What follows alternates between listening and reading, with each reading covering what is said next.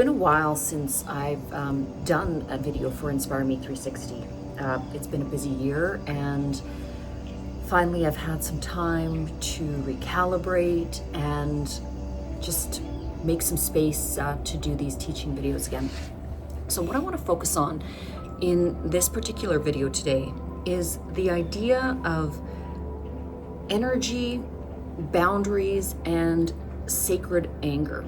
So essentially the concepts that I'm going to be covering in today's video, I'm hoping to help you understand your subtle body, your energetic body, and your interactions with specifically other human beings. But this can also translate into animals, plants, the natural world as well. As you learn to attune your energy, intelligence, skills, you will pick up on this more and more and more.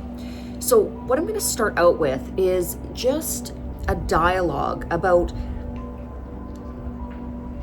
getting you to tap into the experience that you feel around other people.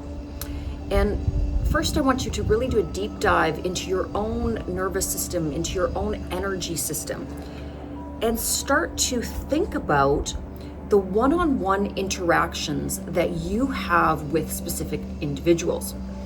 When you are in the presence of those individuals, what do you feel? Do you feel a certain energetic pull to them? Is the energy exchange balanced, or is it imbalanced? When they're speaking with you, are they also tapping into your needs, or are they simply spewing this energetic verbal dialogue that really isn't integrative or adherent to your needs as well? And so I'm going to put that, in a little bit more layman terms. When you're meeting up with a friend, and if this friend just dumps all of their problems and issues and things that they need, and it's almost like an energy of guilt. They're downtrodden, they're having all of these crazy, chaotic, or painful things, and they almost use you as this energetic sponge for all of the negativities in their world. Now, I'm not saying that when we have dynamic interpersonal relationships that there aren't, times where you have to be a support person for other individuals in your life. Of course, that is a beautiful experience. It's the depth of emotional connection. But how often are these individuals bringing this sort of lower vibrational energy into your, conscious energy field? And if you're finding that any particular individual seems to layer you with a lot of heaviness all the time, this is an imbalance in the energetic connection. So let's go into some of the whys of what might be motivating this imbalance, or how the other individual, either consciously or unconsciously, is tapping into your energy center. So for us in the chakra system, and some individuals may not believe in the energy vortices within the body or the energy chakra centers, and that's fine. This is still a video that I'm going to teach within the understanding of mainstream science as well.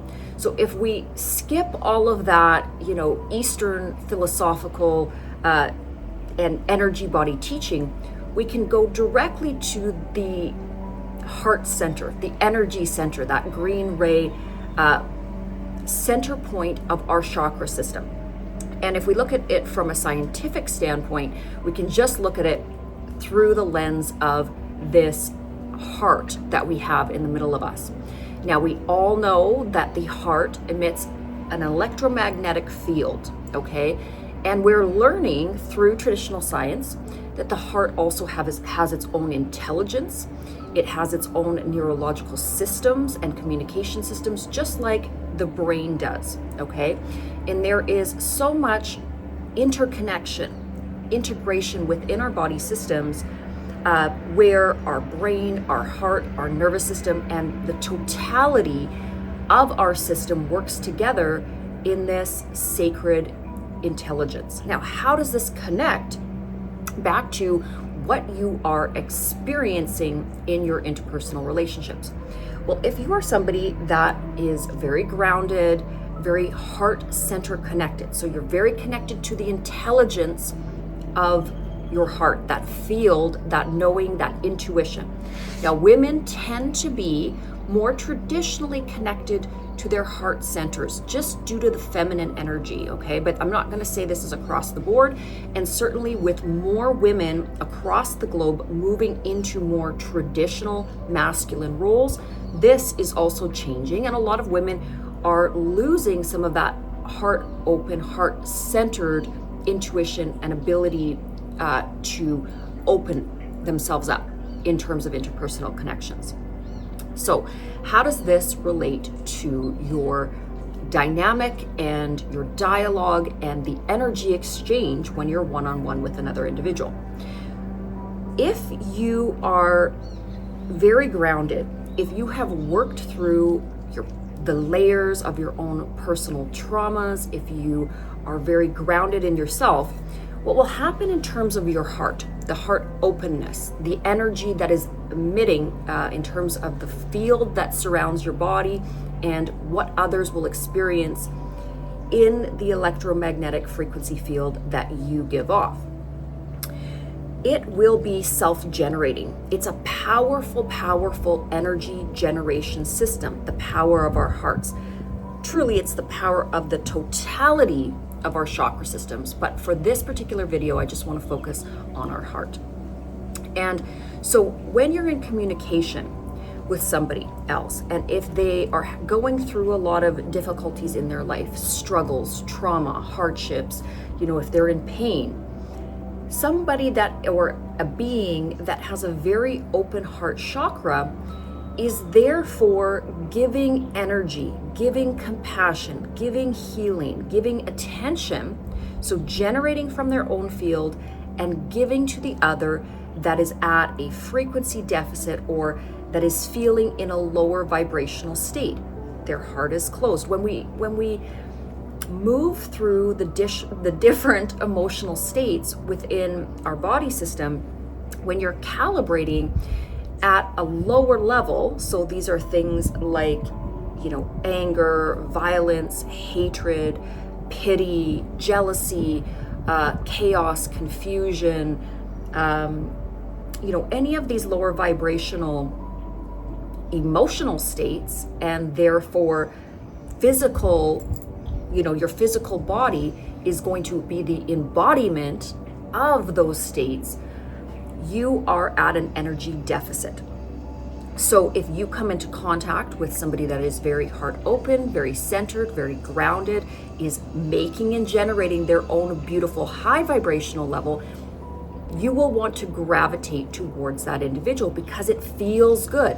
Your energy levels are low. That individual, through compassion, kindness, understanding, the ability to listen, they are sending you and they are equalizing your frequency field. And this isn't a bad thing. This is an honorable thing for any human being to do in any case. But where it becomes a problem is if it is unidentified. So if the individual that is very grounded, very heart-centered, is going into the interaction, understanding that they are offering healing, understanding that they are offering themselves as this sounding board, as this safe container, and as a teacher to help to guide this other individual through. But if it is more of a modern day relationship where it's simply a friendship and the equalization of that dynamic with that friend is always that friend dumping their negative energy on you and never giving you your own emotional space to also build your energy field And if the exchange of energy is always at an equilibrium of imbalance, then you have a problem, because you are giving and they are taking. And they, people don't necessarily do this consciously. I would say most of the time it's unconscious, especially when they're in the stage of many, many layers of trauma. They don't even know they're doing it. But what also happens when we have closed our heart centers and we have layered all of this armor or this disturbance field of trauma around ourselves, what we start to do is also project that trauma out. And it's a distortion. It's a distortion in the organization of what should be a very smooth, energetic transmission. And this disorganization and this fracturing of one's energy field causes all sorts of havoc. So if you look at it at a one-to-one level, you can really feel it. This is where the practice comes in, because you can really feel it if you're one-on-one with an individual and you walk away from that exchange feeling really drained, in a different energetic state, emotionally imbalanced, and just like you want to have a nap, like your energy has been depleted. So watch for that, okay? And then also set your boundaries. So if the other individual is depleting you, you must have very, very strict boundaries about how much time you want to give to that depletion. It is an honor to be an individual that is helpful, that is kind, that is compassionate. So I'm not saying you just shut the door on helping or teaching or embodying that compassion. I'm saying that you find balance, because one must have that sacred balance within themselves to be a good teacher, to tap into the sacred wisdom that is part of your heart, that is part of your energy field. And the more chaos and the more fracturing of your own energy, the less you're going to be capable of giving good, clear transmissions of what is actually healing and right. So now let's talk about this in the wider spectrum. So how is your energy calibrated and effective when you're in large groups? And this is something that I have always found difficult. Traditionally we'll call those individuals, introverted. They cannot spend a lot of time in public settings with multiple different energies. But there is a little bit of a deeper reason for that. And if you are in a setting that is lower vibrational, so I'm just going to take, say, a nightclub where individuals are drinking, there's a lot of drugs, there's a lot of distortion, there can be some violent energies that are there, because again, oftentimes when there's alcohol involved, there's going to be sort of that masculine, sort of hyped up violent energy that can be flowing through that environment. Many, many low vibrational energies. And for somebody that's highly attuned to the energetic output of others, you can go into that kind of environment and immediately feel a lot of tension. Your nervous system will be feeling that feedback, feeling that energetic feedback. And oftentimes, the way that your body will respond to this is through anxiety. So you will feel this distortion within your own system. The foundation of your own grounded center is thrown off by all of the transmissions of this lower vibrational and energetic energy. And it's not a bad thing, because you can also go into a group that is very highly vibrational. So if you can think of a church choir that is singing and everybody is feeling that really high vibrational, source energy, that's a group as well but you go away from that feeling energized. It actually, that synergy of the group dynamic, synergizing their energy into a high frequency transmission, actually adds to your energetic system. But in the case of the nightclub, for example, you come away feeling tired the next day, you're sort of dragging your feet, you're unmotivated to create.